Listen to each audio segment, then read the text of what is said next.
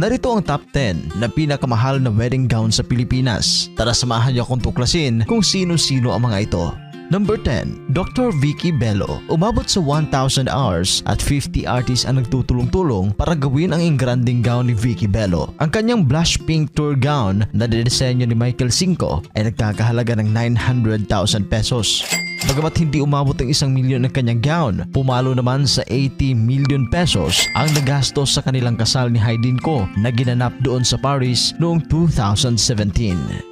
Number 9, Aramina. Nagkakahalaga ang gown na ito ni Aramina ng 1 milyon. Ito ay mula sa disenyo ni Leo Almodal na Baroque Rococo inspired. Nagniningning ang ganda ng gown na ito. Ayon pa kay Almodal, fully crystallized ang gown na ito mula sa neckpiece, bodies at sleeves. Ikinasal si Aramina kay former Bulacan Mayor Patrick Meneses noong June 30, 2021 sa Baguio City.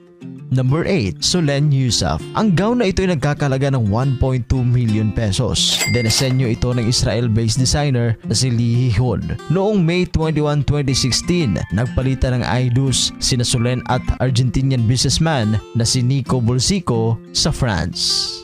Number 7, Tony Gonzaga. Alam nyo ba na ang gown ni Tony ay nagkakalaga ng 1.4 million pesos? Gawa ito ng renowned international designer na si Vera Wang. Sabi nga nila, paggawa ni Vera Wang ang gown ay siguradong bongga yan. Matatandaang June 12, 2015, siya ay ikinasal sa kanyang boyfriend sa loob ng 8 years na direktor ni si Paul Soriano na ginanap sa United Methodist Church sa Taytay, Rizal.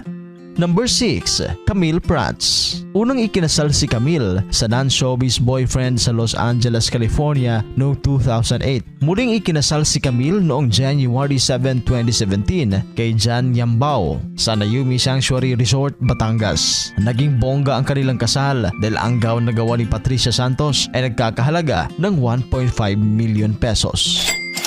Number 5, Lovie Poe. Gaya ni Camille Prats, gawa din ni Patricia Santos ang kanyang wedding gown na nagkakahalaga ng 2.3 million pesos. August 26, 2023, ikinasal si Lovie sa isang British movie producer na si Monty Bencowi sa England.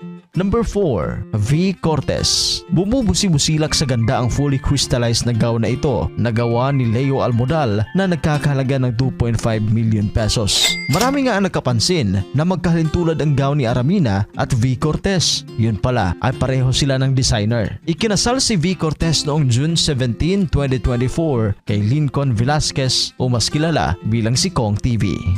Number 3, Ann Curtis. Ang custom long sleeve lace gown ni Ann ay dinesenyo ni Monique Lolier na